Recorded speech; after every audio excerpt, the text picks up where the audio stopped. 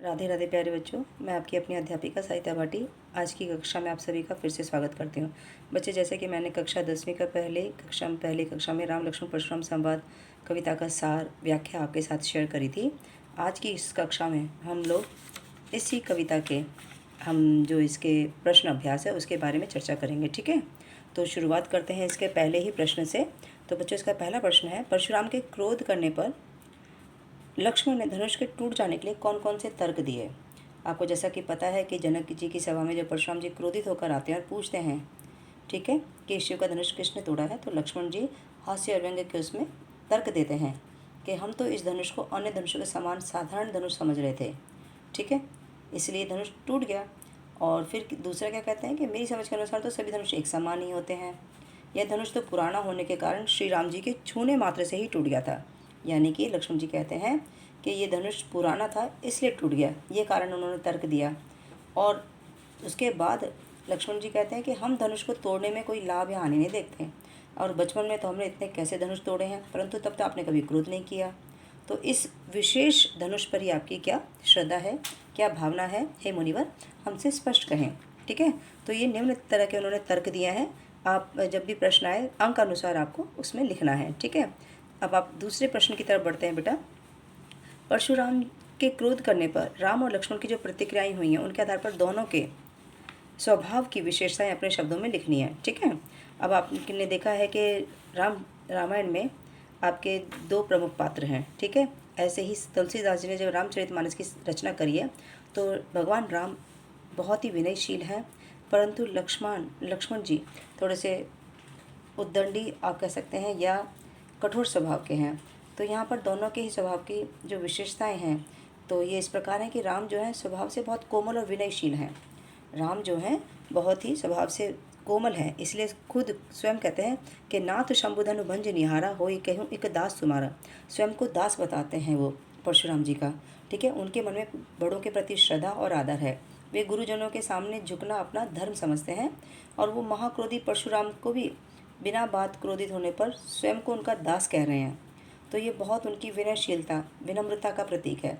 और दूसरी तरफ लक्ष्मण जी की बात करें तो लक्ष्मण जी राम जी से बिल्कुल एकदम विपरीत स्वभाव के हैं। वे बहुत जल्दी क्रोधित हो जाते हैं। उनके कड़वे वचनों ने परशुराम जी के क्रोध को और अधिक भड़का दिया, या कहें कि परशुराम जी के क्रोध की जो ज्वाला थी वो और भड़क गई। यहाँ तक कि सभा के लोग भी उनके व्यवहार को अनुचित कहने लगे। ठीक है, और इस प्रकार दोनों ही साहसी हैं, वीर हैं, निडर हैं, परंतु दोनों के स्वभाव में, दोनों भाइयों के स्वभाव में बहुत बड़ा ही अंतर है, जो कि आपने ये जो कविता पढ़ी राम लक्ष्मण परशुराम संवाद, आपने इसमें तो आपको बिल्कुल ये स्पष्ट हो गया होगा। अब हम अगले प्रश्न की तरफ बढ़ते हैं बेटा। अगला प्रश्न है, लक्ष्मण और परशुराम जी के संवाद का जो अंश आपको सबसे अच्छा लगा उसे अपने शब्दों में संवाद शैली में लिखिए। देखिए, संवाद शैली में लिखना है तो आपने उसमें साधारण खड़ी बोली भाषा का प्रयोग करना पड़ेगा। अब जो इसका स्वभाव है, इसमें जो कविता में पूछा गया था कि हे मुनि, लक्ष्मण जी कहते हैं ना कि हमारे लिए तो सब धनुष एक समान है। परशुराम जी को ये साधारण धनुष नहीं है, वो तो शिव जी का धनुष है। और यहाँ पे लक्ष्मण जी इसको क्या कह रहे हैं कि ये सारे धनुष एक समान है। तो लक्ष्मण जी क्या कहते हैं, ये तो पुराना धनुष था। ठीक है, परशुराम जी क्रोधित तो जब कहते हैं ना कि ये साधारण धनुष नहीं है, तो शिव जी का धनुष है, तो लक्ष्मण जी व्यंग करते हुए कहते हैं कि पुराना धनुष था। आपने वार्तालाप शैली में ही अपना जो उत्तर है वो लिखने का प्रयास करना है। परशुराम जी फिर कहते हैं, हे मूर्ख बालक, तुम्हें अब कोई मुझसे नहीं बचा सकता है। ठीक है, रे शठ मूर्ख, सुनो ना स्वभाव मेरा। ठीक है, तो इस तरह से आप अपने इस प्रश्न का उत्तर लिखेंगे वार्तालाप शैली में। नेक्स्ट जो प्रश्न है कि परशुराम ने अपने विषय में सभा में क्या क्या कहा, निम्न पद्यांश के आधार पर लिखिए। ठीक है, यहाँ पे आप देखिए जो तुलसीदास जी ने यहाँ पे जो लिखा है कि बाल ब्रह्मचारी अति कोही विश्व विदित क्षत्रिय कुलद्रोही। ठीक है, भुजबल भूमि भूप बिनुकीनी विपुल बार मही देवन दीनी सहस बाहुभुज छेद निहारा परसु बिलो को महीप कुमारा। तो यानी कि यहाँ पे जो तुलसीदास जी हैं वो परशुराम जी के माध्यम से भाव व्यक्त कर रहे हैं कि परशुराम जो अपने बारे में बता रहे हैं कि मैं बाल ब्रह्मचारी हूँ।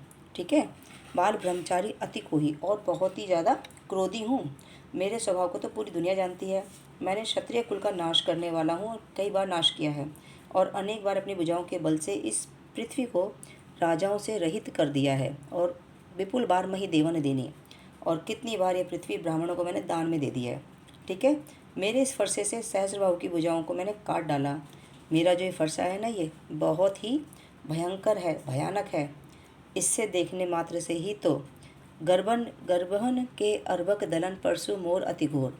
मेरा जो परशु है बहुत कठोर है, भयानक है। इसके देखने मात्र से ही गर्भस्थ शिशु भी नष्ट हो जाते हैं।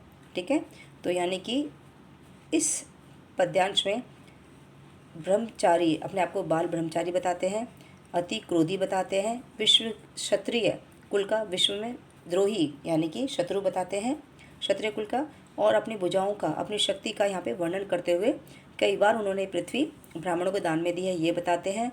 उनकी जो परशु है वो सहस्रबाहु की भुजाओं को काटने वाला है। ठीक है, और अपने माता पिता को सोचवश मत कर, हे महिष किशोर, हे राजा के किशोर, अपने माता पिता को ज़िंदगी भर के लिए शोक में मत डाल। ठीक है, यदि मैं तुम्हारा वध कर दूंगा तो तुम्हारे माता पिता जीवन भर शोक में ही रहेंगे। ठीक है, नेक्स्ट आपका जो प्रश्न है बेटा, लक्ष्मण ने वीर योद्धा की क्या क्या विशेषताएं बताई।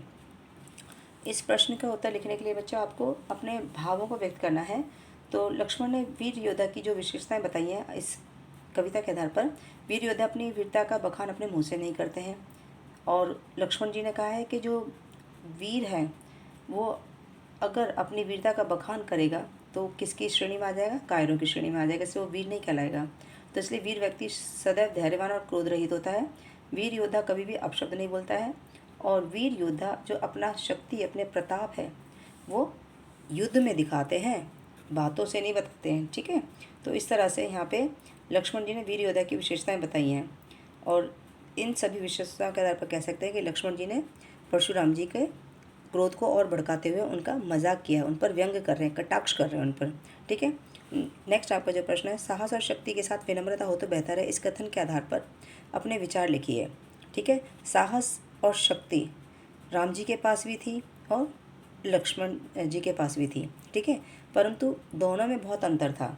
राम जी जहाँ विनय थे, ठीक है, और वो बड़ों का सम्मान करने वाले थे, विनयशील हैं, कोमल हैं, परंतु लक्ष्मण जी उतने ही उग्र हैं, कठोर हैं, और कई बार बड़ों से बातों बातों में उनका अपमान भी कर जाते हैं। जैसे कि आपने इस कविता में पढ़ा है परशुराम जी का, वो कई बार अपमान कर जाते हैं।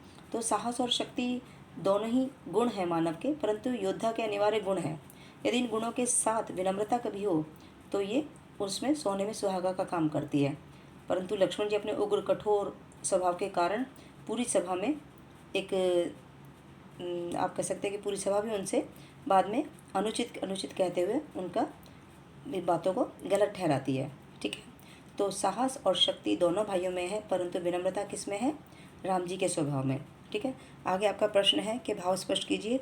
बेहसी लखुन बोले मृदुबानी, अहो मुनीश महाबटित मानी, पुनि पुनि मोही दिखाव कुठारू, चहत उड़ावन फूकी पहारू।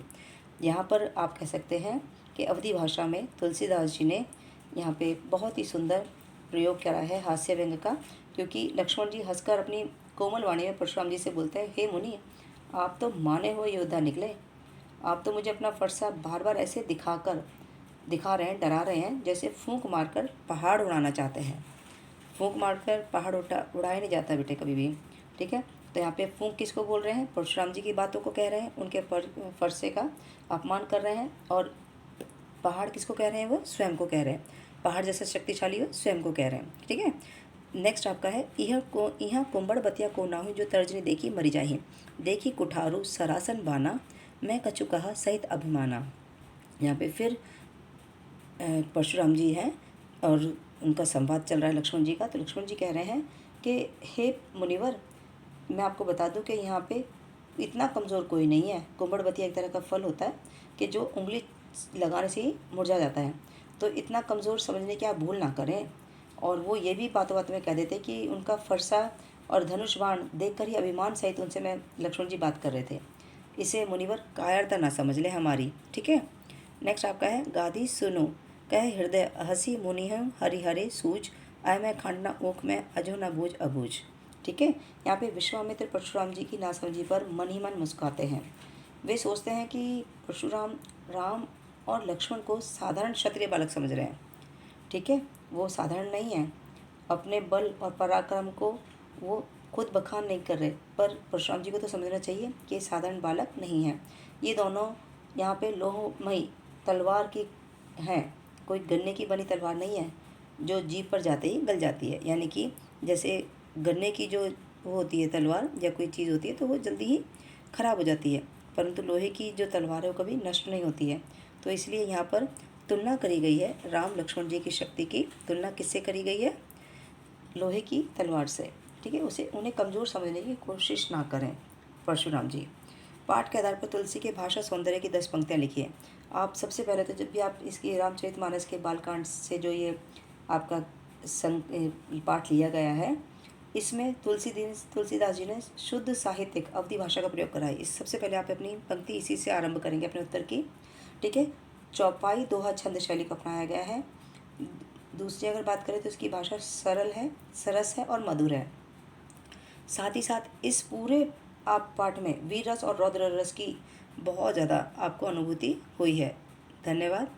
फिर मिलूँगी आपसे अगली कक्षा में। Thank you.